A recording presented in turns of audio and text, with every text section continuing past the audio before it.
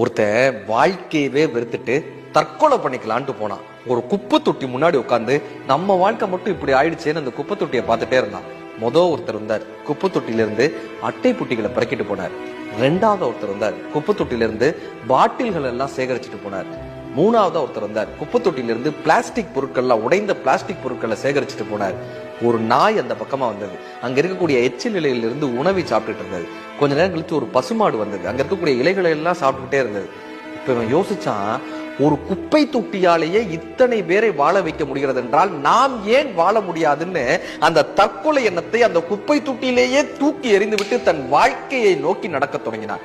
ஒரு யானைக்கு ஒரு கரும்பு தோட்டமே தேவைப்படுகிறது. ஒரு எறும்புக்கு கரும்பு சக்கை போதுமானதாக இருக்கிறது. கரும்பு சக்கை கிடைக்கும் போது எறும்பாக இருப்போம். கரும்பு தோட்டம் கிடைக்கும் போது யானையாக மாறிக்கொள்வோம். வாழ்க்கை இனிமைதான்.